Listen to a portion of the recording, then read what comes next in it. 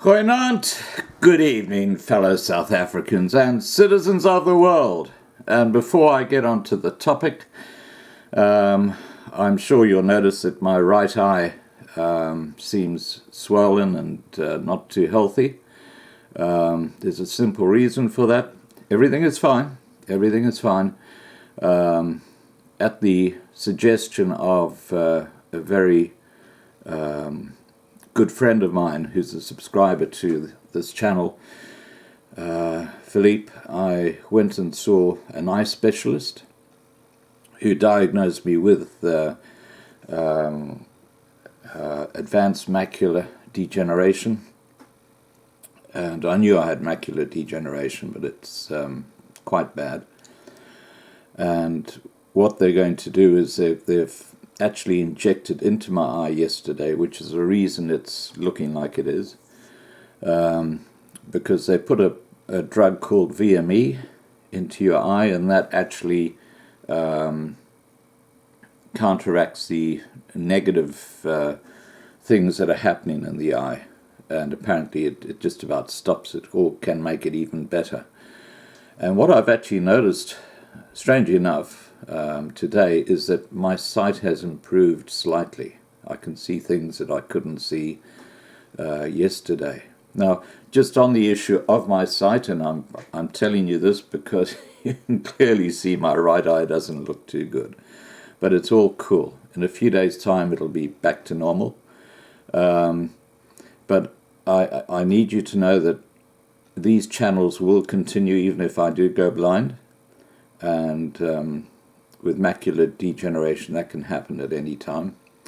I have a plan B in place, and there are a couple of people on this channel who I've formed a loose committee with, and if that situation arises, those channel passwords and details will be handed over to this committee, who will then maintain the work that I've been doing in the past. So the only difference is you'll have someone else. I'll obviously keep following the channel if something does happen.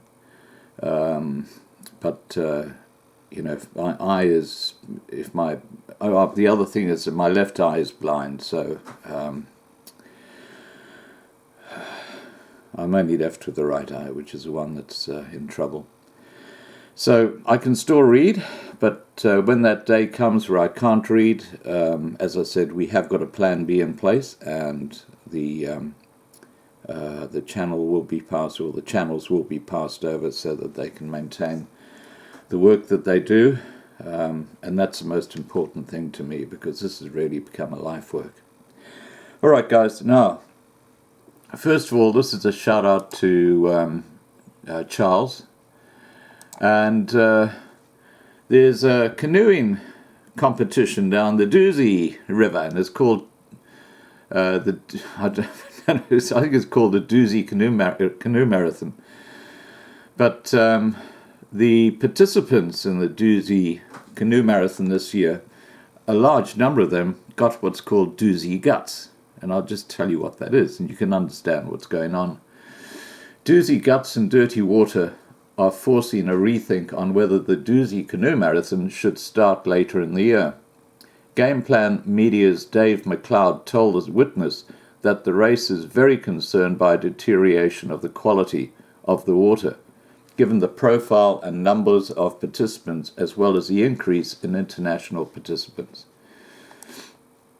He added they were also concerned about the failure of the respective authorities to attend to the ongoing issues that have been brought to their attention by the Dusi or the duct teams, as well as Umgeni water staff to identify problems like sewer breaks and sources of e-coli pollution. McLeod added that there was also a vital need to focus attention on the residents who rely on the river for drinking water, feeding livestock, farming and washing. Game Plan Media conducted an online survey after this year's race because the increase in incidence of Dusi Guts was anticipated, and the survey was needed to put a precise figure to the incidence of medical problems, said McLeod. He said only 397 of the 915 entries or the entrants took part in the survey. Results showed that 23 people had to withdraw from the race due to Dusi Guts, while 87 people reported severe Dusi Guts after the race. There were 129 people who reported mild Dusi Guts after the race, and 158 people reported having no problems at all. So more than half the participants who responded landed up with Dusi Guts because of the e-coli, or shit, in the Dusi River. Isn't that incredible? McLeod said the Dusi Umgeni Conservation Trust, or DUCT, is still busy with their annual survey of paddlers, which will be more comprehensive. What is clear is that the quality of the water is an issue of local, provincial and national priority, he said. He said Dusi Guts, which is caused by large amounts of E. coli in the water, has been a problem for the race for more than 2 decades.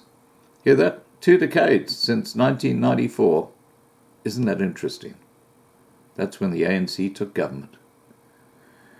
This is largely due to a number of issues, including the rapid increase in informal housing around the city.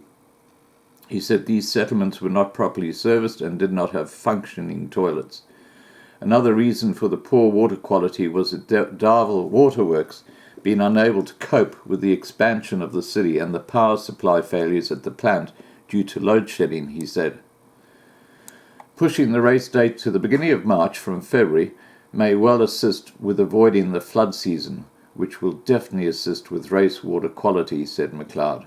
Last year, parts of the Dusi River experienced a die-off of fish, and while many factories had contributed to this one of the main contributors was the Darvel Waterworks.